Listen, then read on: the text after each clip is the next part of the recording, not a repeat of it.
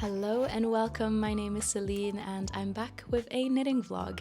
I've put together all the nitty bits from the past few weeks. Today I thought I'd start with something a little bit different, a cooking segment. Here I'm making my favorite caramelized leek and hummus pastry, which I'll leave the recipe for down below because you must try it. It's so good. I make it at least once a week and I mean, listen to that crunch.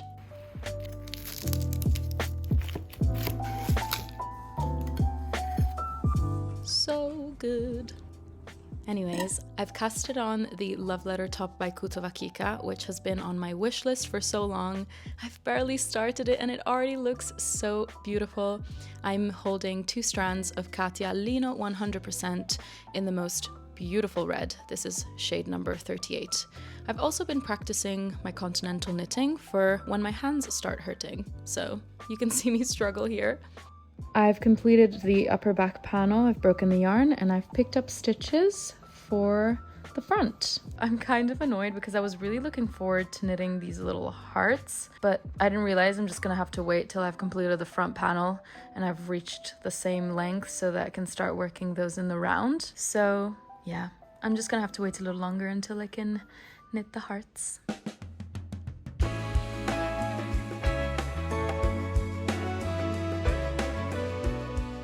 There's nothing quite like a sunny weekend in London. I just love being out the whole day, walking around and then sitting in the grass to knit.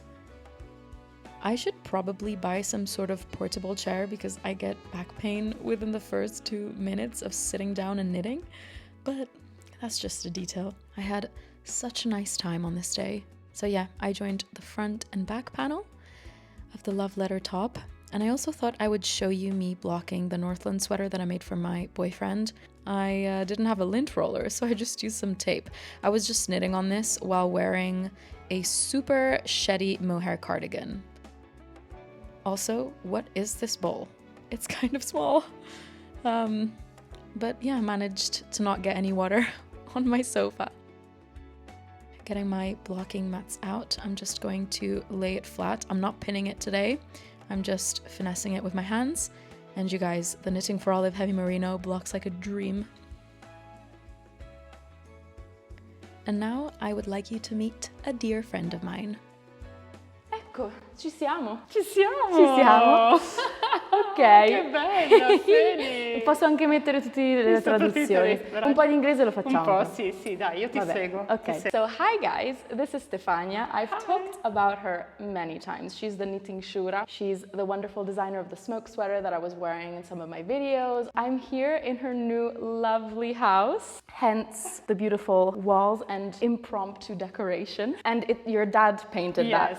Yes. A family of artists, Love essentially. We thought we would show you how to create a natural remedy for moths using natural like herbs and everything like that, but I thought we would also go through all the patterns that Stefania has created. L'obiettivo dei miei disegni è quello di creare dei vestiti, dei maglioncini o anche delle borse che siano facili da fare, alla moda e un pochino chic. Sì, perché io sono una shura. Lo sai cosa significa shura in milanese? La signora vestita bene, molto curata. La shura milanese. La shura milanese. It's a typical Milanese term. Allora, questo è il primo che ho fatto, il Smoke the Sweater. Volevo riprodurre sullo yoke il punto smoking che io avevo nei miei vestitini di quando ero piccola e mi è piaciuto mettere anche dare l'opzione di mettere questi punti luce per valorizzare un po' il motivo. Il punto smoke va anche nella parte laterale. Nella versione da adulto ha lo spacchetto laterale. Sto facendo la versione anche da bambina, adesso è in fase di testing. So yeah, you can find the pattern for this on Ravelry and in the description. I'll link everything down below. With the same pattern, I made 2 beanies, one single color and one. This is the smoke, the color beanie. And your patterns also come with video tutorials too. Yes, for the difficult part, the links to the videos. We don't have with us the Embroider Me cardigan. It is a very easy and simple and quick cardigan because it is made with 5mm needle. You can knit it either in cotton or in wool. It's a base for embroider. Yeah. Now let's move on to the crochet bags because the knitting shura is also the crochet bag queen. This is the mille righe. There is also a version in one color with a contrast color only in the edge. And this is super fun to make because it's quick. Yes, it's and then quick. It's quite satisfying with the raffia to work, right? Yes, it's very nice. Yes, and every color corresponds to a different stitch. Questa si chiama Mafalda. Aspetta, non sono sicura che non ti ricordi. Mafalda e Mafaldina, sì, Mafalda. E questa ricorda un po' la famosa borsa a crochet di Prada. Quindi l'idea è quella di fare un video tutorial free. For a knit along. So make sure you follow Stefania on Instagram. She will put all the information about that knit along once the time comes. L'estate è fatta per avere cose un po' più divertenti rispetto all'inverno buio e triste. L'estate è colorata, quindi abbiamo queste borsettine Marie Antoinette e questa invece è Queen Victoria. Ecco, giustamente. Ha questa letta. Un collarino. Un collarino. Da Queen. Quindi anche qui pattern e video tutorial. Poi abbiamo la Tropezienne, questa è in fase di tech editing, quindi questa è la borsa per le vacanze al mare. La sera quando vai a passeggiare lungo il lungomare con una bella gonnellona lunga, molto sciura. Molto chic. Quindi questa la si può portare così oppure così. E poi c'è anche la versione più piccolina con la tracollina. The pattern is going to be released soon. Yes. So this is a long story. It's been a long journey to tech edit it, right? It is worked in oblique open work, has these two long ties wrap around the sleeve, has a bit of a bell shape. A bell shape, yes. And you finished it off with a crocheted scallop edge. This is knitted, but it's finished with the crochet scallop. You've got some embroidery, like optional embroidery on here. Once you settle the pattern with the tech editing, Stefania will be looking for some testers. Yes, please. So please volunteer for the test knit. What's the name of this? A Summer Dream. È diventato un summer nightmare. Mamma mia. Yeah, but writing patterns is so hard. Amazing. Thank you for showing us your designs. I'm super happy that we are finally on the YouTube video. Thank you for guessing me in your video. Of course. And so let's do the moth proofing now. Just a little intermission from me editing. A few weeks ago, I found this moth hole in my ruffle socks. And this was before Stefania told me about her natural remedies, so that's why I'm doing a voiceover on top of the recording, just for the purpose of storytelling. So what I ended up doing was I ordered some cedar wood discs, as well as some anti-moth strips, and I just put those in my drawer. So I'm just gonna show you that.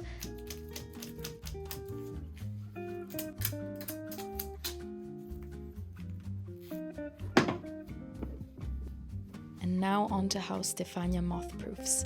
So she recycles any little pouch made of linen, gauze-like fabrics. You can even use medical gauzes. She'll take some bay leaves from her garden, cloves. You can also add lavender or anything that smells amazing, essentially. And you create a little pouch. And then over the summer, she'll wrap her knits in some tissue paper and makes sure to add that little pouch you've created. And there you go, your knit is safe to be stored in the wardrobe during the summer while you're not wearing it. And guys, I have finished my love letter top. This is pre-block. And yeah, I just wanted to get some before and after shots to do a little nice blocking transition, because this is one of those garments that's going to change so much post-block. The lace is just going to grow and open up, and it's going to be so beautiful. I was planning to finish this top way earlier, but I think I didn't account for the lengthy process that is I-cord. It just took a while. But today we finished it, and I will block it.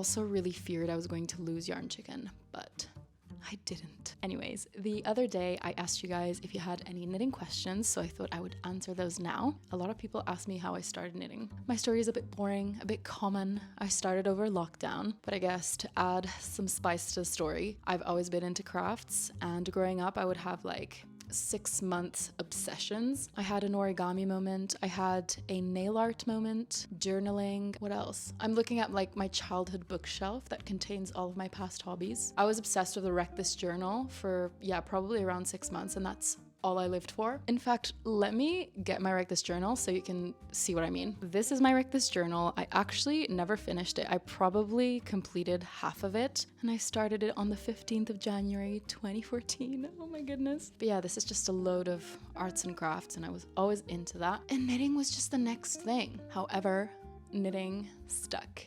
And it wasn't just a phase. I feel like whoever tries knitting and like actually gets into it is doomed. Like that's all they'll end up doing, and it's kind of like a hobby for life, I feel like. But yeah, just got into knitting over lockdown. I was also super lucky to know Stefania, who taught me how to read my first pattern and really got me into that. She taught me about top-down sweaters, circular needles, all the good stuff. And then after that, I learned everything on YouTube.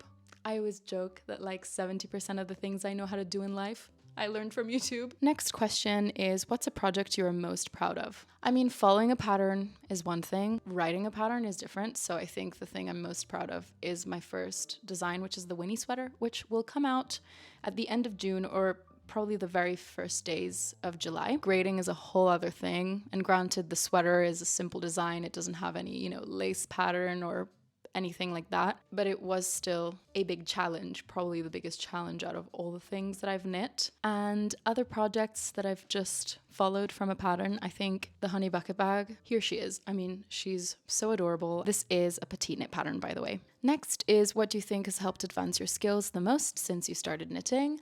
I would say definitely surrounding myself with knitters, which can be hard at first in real life. What I did is I started hanging out at a beautiful knitters yarn shop in London. Also made great friends in the process, but that really helped me kind of advance my skills. Also following a lot of podcasts on YouTube that really get technical about their knitting. And lastly, selecting patterns that really differ from each other each time. So I don't tend to just sit in my comfort zone and knit the same sort of thing. I always like to do something new. It was my first time knitting a bag in honeycomb brioche stitch. It's my first time making a drawstring. I look for sweaters with different constructions. I will do a full lace pattern one day and then I'll do something more simple another. Just trying to be really various with your pattern choice will ultimately force you to face different techniques and just explore everything. Someone asks how to cast off to look like it was bought. Obviously our beloved Italian bind off, which only works on 1x1 rib, although I have totally done that bind off on like 2x2 rib before. When I brought the zipper sweater that I made for my dad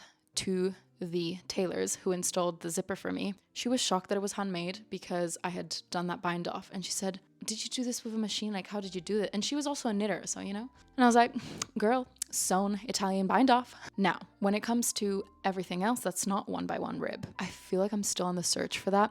But at the same time, I feel like most store-bought pieces finish in 1x1 rib. Like they all have some sort of ribbing, right? But please share all of your favorite bind off techniques in the comments. Someone asked, what's your favorite thing to knit? Definitely sweaters. It's so rewarding to have a whole jumper that you made, stitch by stitch, all the love poured into it. How do you know when to block or not to block? My answer is very simple. Always block. In my mind, blocking is just washing a garment for the first time. And this also leads to another question that I was asked, which was, do you always block your work after each time you wash it, or do you need to only block it once? Now, by blocking, I assume this person means pinning a garment down. I don't necessarily see that as the only way of blocking. So for me, blocking is also just washing a garment for the first time and then kind of finessing it with my hands to make sure that the stitch is nice and open and everything lays flat, It's almost like a way to iron your knits. In those terms, I do pin block some garments, but others I don't. I tend to pin block garments that I want to stretch if maybe they've turned out a bit small. Garments that have a lot of ribbing with lace, it is a really good idea to pin. For like a simple stockinette sweater, I don't usually pin it down. Maybe if I have like an edge that's kind of rolling, then I'll pin the edge down to kind of make sure that it dries in that position. And no, if I decide to pin block a garment, I'll most likely just pin it the first time I wash it. And then next time I wash it, I'll just lay it flat, finesse it with my hands, and make sure that everything is nicely ironed out. Metal or bamboo needles? Great question. It depends on my mood. It depends how slippery I want a project to be. It depends on the fiber. For example, the love letter top that I was making with the 100% linen is really nice and smooth on metal needles. I'm working on a cashmere cardigan on bamboo needles, and that's super dreamy. So it really depends, and I really love having the luxury of being able to choose. I guess when you're just starting out, maybe bamboo is a bit better just because it has a little bit of grip and it's harder for your stitches to slip off the needle. How do you keep your hands from cramping? I'm 22 but get really bad cramps so quickly. And I know this is a bit boring of an answer, but a good hand stretch is just your safest bet. There are loads of nice hand stretching routines on YouTube that you can follow, and also taking breaks. I feel like as a knitter you can get really obsessive over the knitting. I can go hours on end without stopping, and that's just not healthy. Like, you need a break. I need to give my hands a break, and sometimes I'm be like, stop knitting. Be a bit more strict with yourself and take more frequent breaks and do a nice little stretching routine. I'll actually link some down below so you can join me. This I thought was such a good question. If you could only make one thing for the rest of your life, what design would it be? Stockholm sweater by Petite Knit. What's the next knitting skill technique you'd like to learn? Believe it or not, I've never done collar work, intarsia, nothing like that, which is ridiculous. So that's definitely one that I will for sure attempt by the end of the year. Top down or bottom up? Is that even a question? Top down. What is your favorite color, and then what is the color you find yourself knitting in the most? I mean, like, technically my favorite color is sage green, as you can see by the walls of this room. But your girl has been so in love with color in the past few months. Maybe hot pink is my current favorite color. I love a good deep red though. But the color I find myself knitting the most in, I mean, I've been really good at diversifying it up. But I think the first couple years I knit loads of stuff in like a soft rosy pink. Next, what are your favorite affordable or craft store yarns for sweaters and beginner knitters? Definitely drops is the way to go. That's the way I went when I started out with knitting. They have a huge variety of fibers to choose from, loads of colors, they're very affordable. Obviously, once you start venturing into the more indie, higher end yarn world, it's hard to go back to drops. Someone asks, how do I design my own sweater? Obviously, I could film a whole entire video about this, but the way I did it is I just drew out a silhouette that I had envisioned, and I try to figure out what techniques I needed and where I needed them. And then you create a swatch, you measure how many stitches you have in 10 centimeters, and you measure yourself